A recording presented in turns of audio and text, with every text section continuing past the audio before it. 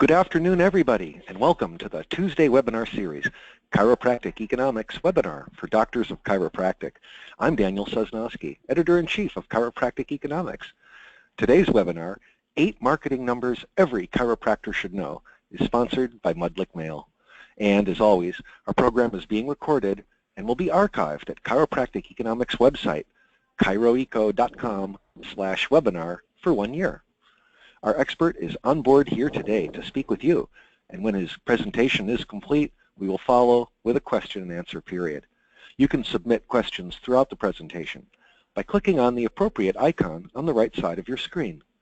We'll do our very best to get to all of your questions, but if we run out of time, we'll forward the remaining questions to our expert and notify you via email when the answers are posted on our website, chiroeco.com/webinar.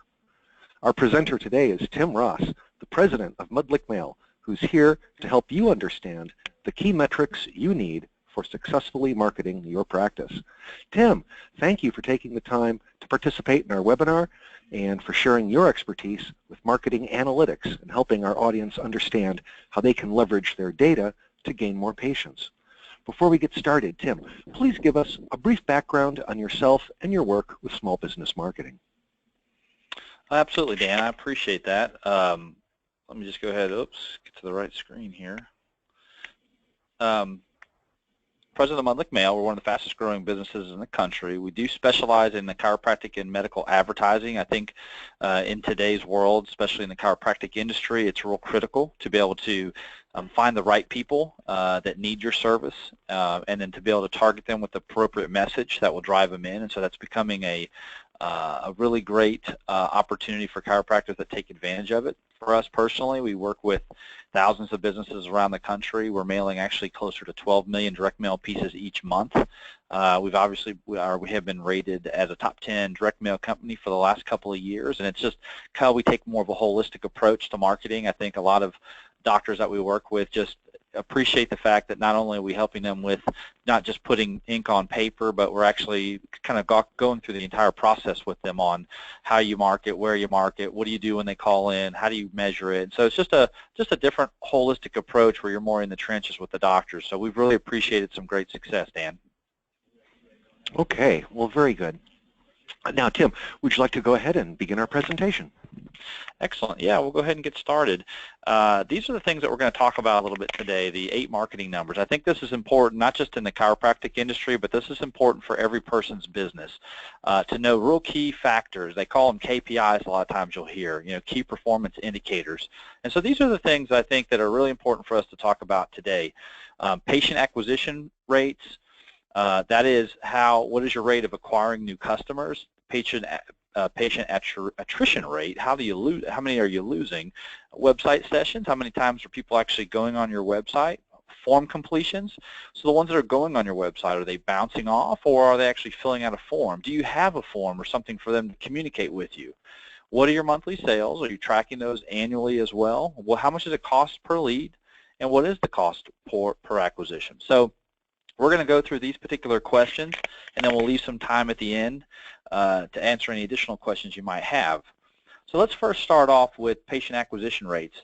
So patient acquisition rates is basically, it's the cost of convincing a potential customer to buy our product or service. And so that's basically what's your marketing and advertising spend, right? You divide that by how many customers have come in from that spend, and that kind of tells you what your rates are. Now, this is important for us to know because we need to understand and be able to monetize, how much are we spending to get a customer in, and then how much is that customer actually worth? A lot of customers are worth, a one-time spend. Some might be worth a year or 2 years or 3 years. So understanding what is that given time period where you can have value for that customer, meaning what's their lifetime value. And in the chiropractic industry, that's pretty predictable, meaning when they come in, there's a plan that we put these folks on, and there's some that have more intense plans than others. Some come in for more routine visits. Some are coming in for specific ailments. So there's more of a regimen or a routine involved. And so it's key for us to understand what is worth to us, a patient worth to us. And so that is a key indicator. So when you're figuring out how much you're spending, a lot of times businesses they don't know how to put the numbers together. And so it's real critical that you understand, yes, you might be spending, say, $10,000 to drive in the customers, and yes, you maybe only got $5,000 worth of money from those $10,000 for that first month that you spent that money. But if that customer is going to come back over and over and over, then really the money that you've made off of that customer is a lot more residual, and so there's a longer-term profitability there. So we need to make business decisions on our marketing based on what is that customer actually worth, and then what's the margin on that customer. You know, if you're charging $200 for a visit, how much of that is gross profit, net profit? And so you know exactly how much goes back into the advertising spend, and you know how to make those calculations. So really understanding that's a real critical component. The other one's the strategy, so your marketing strategy. There are lots of ways to touch customers, and I think as business owners, and I myself use multiple touches, not just direct mail. And so the acquisition strategy for you may be different than other offices.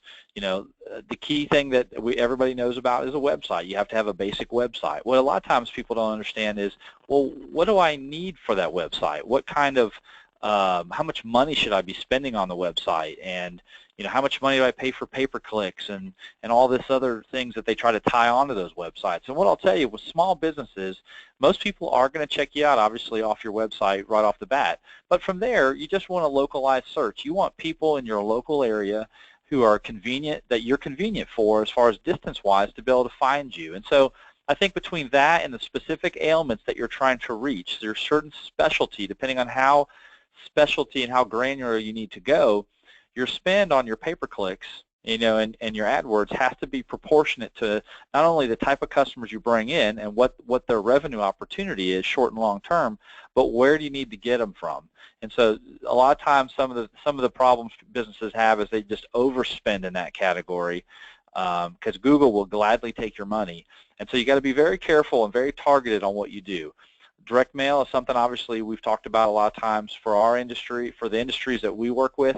You know, it's really easy to be able to target someone with a diabetes or someone with a thyroid problem. And so when you can target that and send a postcard to a person who has that particular ailment and track it to the mailbox, it's very easy to track the redemptions and measure it. Classified ads, I've had a lot of doctors use newspaper, and it's done very well for them. It's a good place to add in a paper, typically small town, and typically in areas where, depending on what you're going, if it's a retirement area, you're looking for that type of customer, or you're looking for a real specific kind of customer. The key is, you know, are you putting it in one of the most read areas of the newspaper, and then are you doing it consistently, and then do you have something compelling on there? Seminars and dinners is by far one of the best ways to convert customers. One of the biggest things that when we work with doctors, majority of the doctors that we do postcards for do it to generate a response to go into seminars and dinners. And so that's just a great way for one-on-one interaction with the doctors to ask questions. It's more intimate. And so the conversion rate from there to the office and to a treatment plan are very high because of that intimacy there.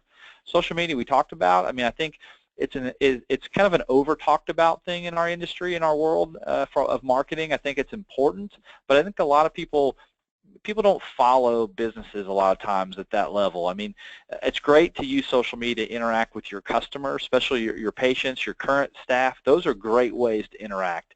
And so I'm not saying don't do that. I'm saying understand what that social media does. It just gives you an opportunity to interact with your customers. It's not necessarily an acquisition strategy, although I'm sure again, you have good relations with your customers, that will build referrals for you. And so there's definitely a need to do that. We talked about pay-per-clicks. Again, important to be very localized and targeted. It can be very expensive. Most people really shouldn't have to be spending more than $300 or $400 or $500 a month. If you have a more specialized service, that could go up. But again, it varies per type of industry that you're going after, type of customer, type of patient. Billboards, again, just another thing you guys to take a look at and use. I will tell you, in the chiropractic industry that we work with, it's usually more used for directional purposes, so it's just really hard to communicate a message in the short time frame for people to pass by, but it's definitely something you guys are getting probably people coming up and talking to you about.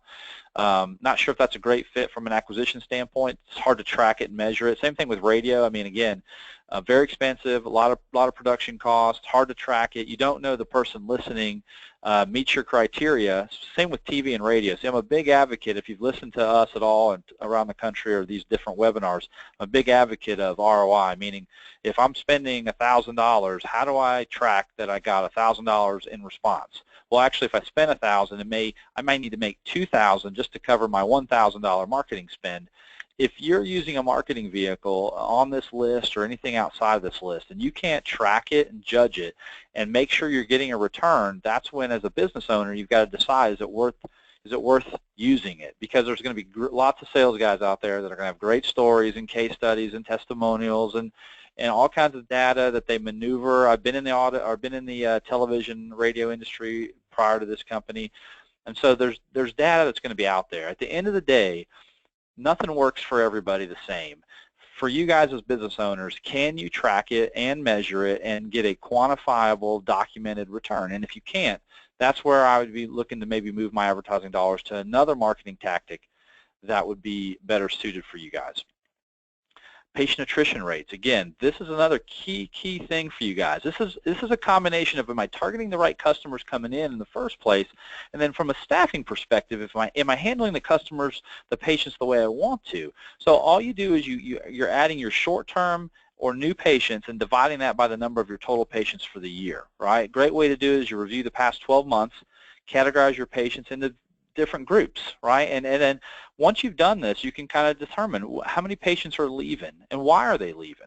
But it's important for you guys to understand, if you spend your money, you spend, $1,000 or $2,000 to drive customers or patients in. If you're not able to get that long-term benefit from that customer, that's where we have to figure out, well, what changes can we make? Do we need to change the way we handle the phone calls? Do we need to change the way we verify appointments or follow up? Do we need to have a more precise treatment plan or program in place when they get there? So there's a process on customer, patient comes in, what's the next step? What's the next step? What's the next step? I'm a big process guy. The most successful businesses in the country can really boil down their programs, their company's success, to systems and processes.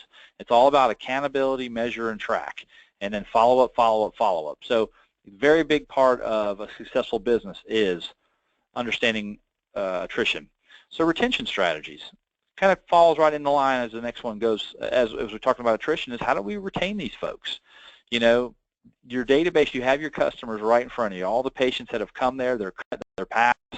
There's lots of ways to reach out to these guys. Current ones, there's appointment reminders, whether you do mailings with postcards, you can do text mailings, you can do phone calls, but are you following up with that customer, that patient, before? And if they don't show up, are you following up with them afterwards? Maybe they forgot, maybe something happened with one of their children at school, or something happened at work. A lot of times patients, they don't show up for something, and it's nothing to do with us as a business. But if we don't follow up with those folks, then we won't know. And a lot of times, either they'll forget about it, it becomes low priority, maybe they're embarrassed that they missed it. There's a lot of reasons, but simply reaching back out to them is a great way to get them back in the door. Saying things like we miss yous, and if you have different products and services, I think that's critical for you guys. When people come in, do they have supplements? Are there diet plans? Are there exercises, stretching? What else can you do? Is there videos? Is there, what else is there to tie into your customer, so that you can build more of a relationship than just maybe basic chiropractic services, or basic, maybe you're doing cold laser therapy, or whatever you're doing. What else could you build in so you become more of a staple in that patient's life? And then again, educational. I mean, people, as us the consumers, you and me, when we feel comfortable with somebody and they know what they're talking about, there's a sense of credibility there. That starts to build that fabric of trust, which then allows people to want to continue to do business with you and refer other people to you, which referrals are the least expensive way to get the best customers, right? So some other things we talked about here, again, the email marketing. You guys should definitely be grabbing the emails of your customers, of your patients. So there's a great, inexpensive way to stay in touch with these folks. Seminars and dinners, again, as we mentioned earlier, very high conversion way to do these. We work with a lot of different chiropractic organizations like Freedom Practice Coaching is an example. Those guys really have it wired in on the seminars. If that's something you like to do, it's just one of many ways. All the doctors we work with don't use those, but some that do a really good job. You just got to like to talk to people and build those relationships, and if you can do that, it's a home run for you. And then again, social media connections. I think the place for social media is just a great way to stay in contact with your existing patients. You can offer all kinds of suggestions, nutrition, health, exercise. It's just a great way to tie into your customers and your patients while they're not at your office. So that is a great retention strategy, as I mentioned earlier. Okay, as we keep moving on, website sessions, a.k.a. visits. Real critical for us to kind of evaluate that. So if you have, and everybody has a website, there's a dashboard. There are analytics built into that website, regardless of how robust that site is, where you can get some basic information.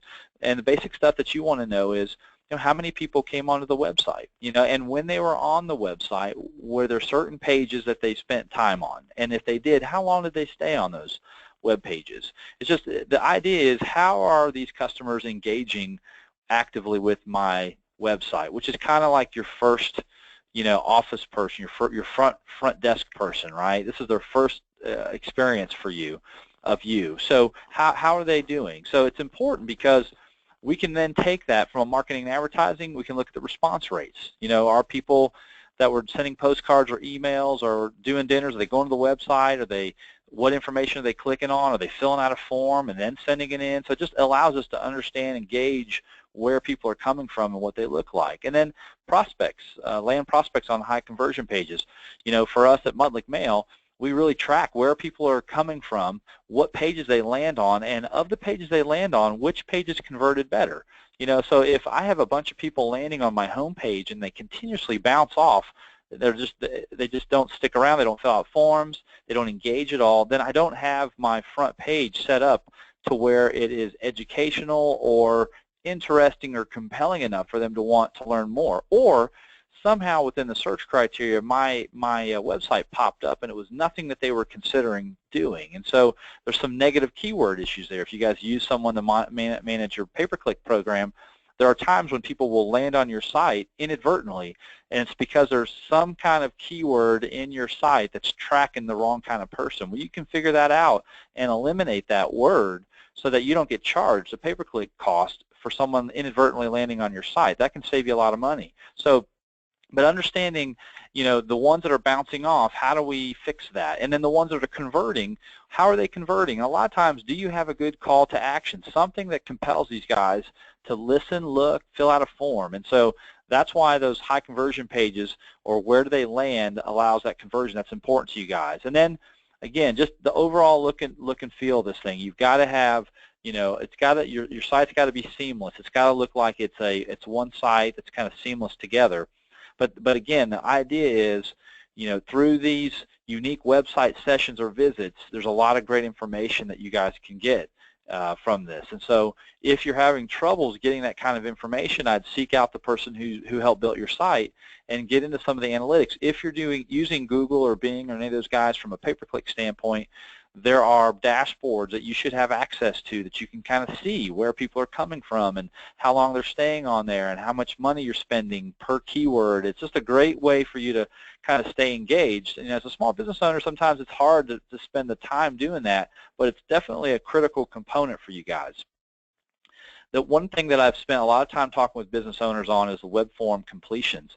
A lot of times people get onto your website and they just don't know how to communicate with you. There's a phone number, but a lot of times people, they either don't know what questions to ask, or they don't want to talk on the phone for whatever reason. They don't want to engage with you. And so you've got to give people multiple ways to contact you. And that in itself will improve your conversion rate. And so to get your conversion rate, all you're taking, as it's mentioned here on this slide, is you divide the total number of conversions with the total number of visitors to your site. You can define a conversion. You define the conversion, as I mentioned here, and set the value of each conversion, meaning, a person who fills out a form, signs up for your email, a newsletter, completes a new patient form, monetary transaction. There's a lot of ways to define a conversion. The goal for you guys is, do we have an easy way for customers to interact with you, for patients who have an interest in talking to you but don't have to pick up the phone? Is there a way for them to reach out to you? A lot of them have questions and waste your time or their time. They have some questions about what ailment you work with, or what special services, or what's on with this, how's this specific therapy work, and how do you guys interact nutrition with your services. And so a lot of times, if we can just provide them some ways to interact with you by filling out a form or sending you an email, you'll improve your conversion rate. There's some different considerations I've listed on here: marketing, advertising, response rates, other considerations. You'll get some folks that'll bring in some kind of offers. You can look at how many calls for us when we use for our customers. We have tracking numbers on ads, local numbers that belong to our customers. But it allows us to kind of see how many calls came in, and then our calls for us are actually recorded as well. So not only see how many calls came in, but they're recorded, so we can make sure, hey, our front counter folks handling the calls the way we want them to. And it's not a gotcha thing, it's more of a training thing. It's very easy to turn new customers off by getting voicemails. Nobody calls them back. You'll see missed calls. People just won't even leave a message. So our program allows you to see who missed the calls, and then we can proactively follow back up with them. But again, just making sure that we have customers that are being handled the way we want to. And then obviously you can look at your patient count when you do your marketing and advertising. Is your patient count up or down? And a lot of times the best way to compare that is not month over month, but year over year. I mean, every industry's got their seasonality, right? So look at what you did in September of last year compared to this year.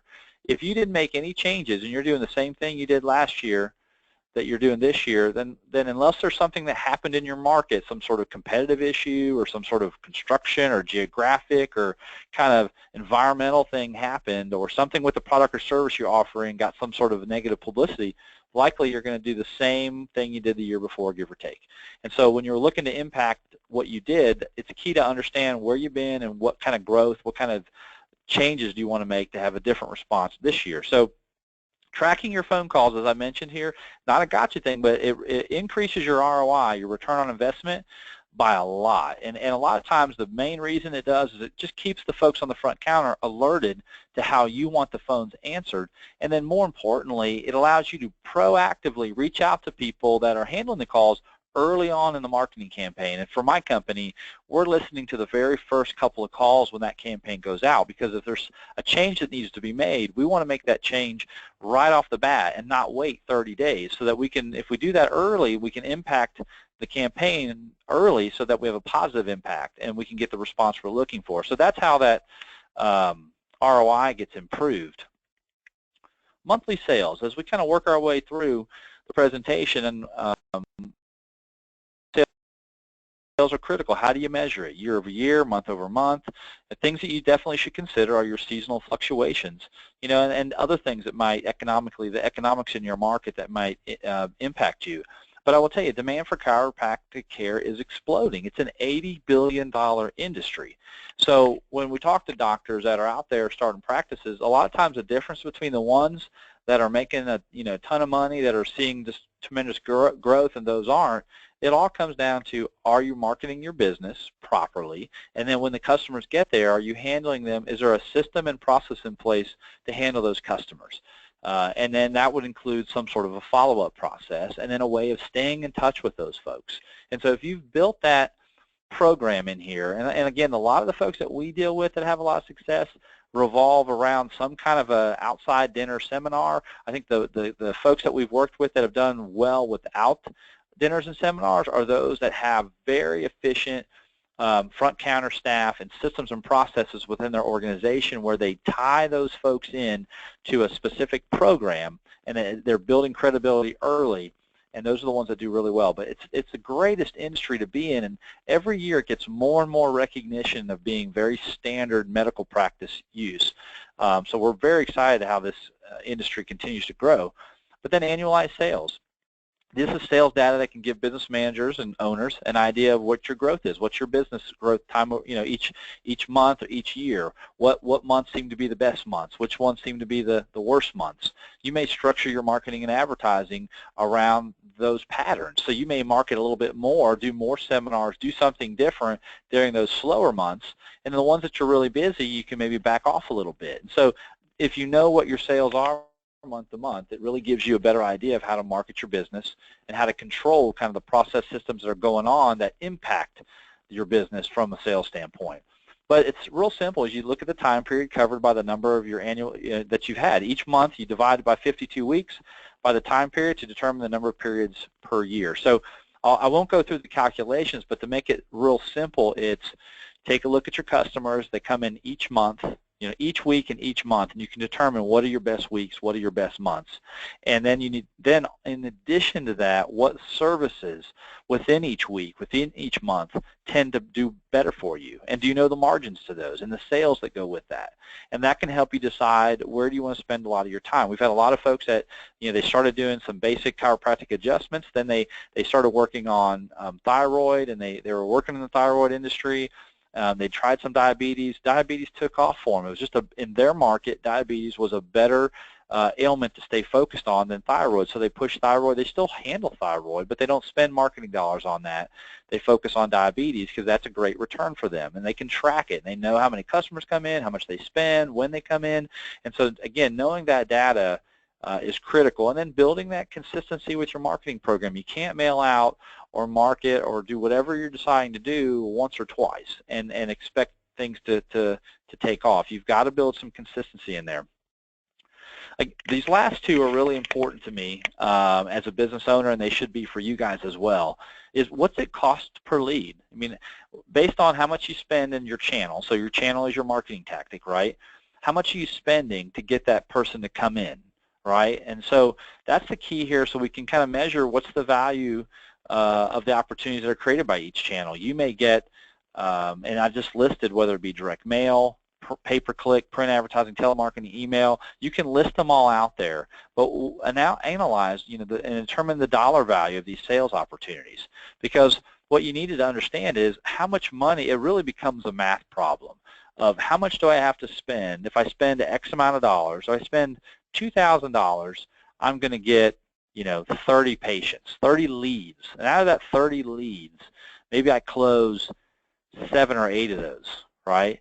So that's the calculations you need to be looking at. So if you go back to your business, say, okay, for the month of September, or let's use August. For the month of August, I spent $2,000 on this program. It generated this many phone calls and leads of people who came into my practice. Of that, I closed this many, right? And so that's the calculations you need to know. How much did you spend, and how many people came in, then how many did you close? Because the next one, even more important, is the cost per acquisition, the cost per sale, right? What's your average revenue per customer? So when you get a customer in, how much are they worth, and what did it cost you to get that customer to come in the door? So I think it's important to really understand that. This here just kind of gives you a basic understanding of cost per acquisition by select direct media. If you look at the bottom, you look at email, mobile, social media, direct mail, paid search, internet display. Now, I will tell you, every tactic works differently in different markets. A lot of it has to do with the systems and processes you have in place at your practice. But understand, too, response rate can be lower. Like, for instance, email, response rate's really low, but the cost is extraordinarily low, right? And so your return on that is going to be, especially if you're going after existing customers, will tend to be higher. If you're going after new customers, it's a very hard tactic to use. So just understanding how much revenue is each customer worth, right? And then when they come in, how much are they worth annually, weekly, monthly, and annually? And then how much did it cost for you to get that customer in? So 7 and 8 kind of tied together. Well, that's really kind of the end of the presentation. One of the things I was telling Dan when we got on the phone was it's real critical that you kind of understand your market area and you understand where your customers are coming from. So what I do at Mudlick Mail, and I offer all the Chiro Eco folks, is that you can contact Mudlick Mail, and we will give you guys a complete analysis of your area, whether it be a list sample saying, well, how many people are diabetic in my area? How many people are thyroids? What would it even look like? I would encourage you guys, before you buy anything, before you spend anything, truly understand who's in your market, what are my opportunities, because you've got to then look internally and say, well, what's my practice best suited for? Where do I spend my time? Am I the diabetics? Am I in thyroid? Am I cold laser? Am I just general practitioner? Where do I want to spend my time? What are my expertise? And then for us, what we'll do for you is we'll tell you, hey, these are your options. This is what your market looks like. This is where you should, where you can focus your time, and you can build more of a plan. I think when people just kind of pick up the phone, they call someone to buy media, there's not. We need to make sure there's a plan in place. And so I just wanted to offer, Dan, that out to these folks, is that this is a great way to get basic information, and so that you then can decide, what are my next steps? To me, you got to know what is the step before you can decide how to act. And so I just want to offer that up to everybody, Dan. Okay. Well, that's been extremely informative. And we have been collecting some questions from the audience. So I'd like to go ahead and move to the question and answer section at this point. Okay. First of all, you've been mentioning a number of marketing metrics that chiropractors can and should be tracking. So the first question we have, a doctor would like to know, how often should I be reviewing marketing metrics like these? For us, it's as granular as you want to be. I would say at a minimum you need to be evaluating these things on a monthly basis, which means, first off, if you don't have access to your website analytics, I would get access to it. Find out who's helping you do it, and they should show you the access. If you've got someone doing your AdWords for you on Google or Bing, get involved with that. If you're doing it yourself, you'll have access to those dashboards. So ideally, you should be looking at it on a week-to-week basis, because you can kind of get a good feel for how your weeks are going. But at a minimum, you're going to want to at least evaluate what you're doing monthly. And then you can build in all the other marketing tactics. Whatever you're spending on marketing throughout the month, you should kind of have a chart on how much you spent. And then throughout the month, you're kind of calculating how many patients can directly be attributed to that particular marketing spend and what revenue is associated with that. So by the end of the month, you've kind of built your plan on, okay, here's what my return is. And then whatever marketing company you're working with or media buyer should be able to walk you through the return and help you get to the numbers you need to be. Or as an owner, you have to make some changes. Good question. All right. And another question for you. This doctor says, we have a very small marketing budget and do the same marketing tactics every year. Does it even make sense to track and measure? Well, absolutely. I think as a business owner, if you're not tracking the dollars that you're spending, then it's really challenging for me as a business owner. And for Mudlick Mail, I've grown this company out of the side of my house, basically, and we'll do a little over $44 million in sales this year.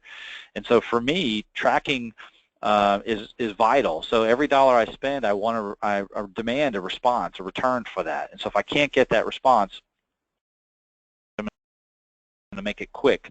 And so whether you're spending $100 or $100,000, it's hard-earned money. And I call these marketing spends, that's the owner's money. So if it's kind of like if you're spending $100, if I put $100 on the desk or $1,000 on the desk, and it's cash, would I want to know what was going on with that, And so I think sometimes when you use credit cards, and, it's kind of like when consumers go out there and they shop, because they're not using cold, hard cash, it's not as impactful. But if you had to pull out $500 out of your wallet, yeah, it's a little more impactful, And so I take that approach. Owners should be as if they're giving allowance to their kid. What have you done to earn it? And be very greedy. Don't be so quick to give money away without getting some kind of response in return for what you're doing with that money. Yeah, and I think we could all relate to that. And one last question for you. A listener would like to know, how can I use direct mail to enhance my online marketing efforts? Well, that's a great question. You know, a survey just came out with the Direct Mail Association not too long ago, where direct mail is actually one of the largest, it is the largest marketing tactic, the best marketing tactic to drive online service. Because what happens when people get stuff in the mail? What's the first thing people go to?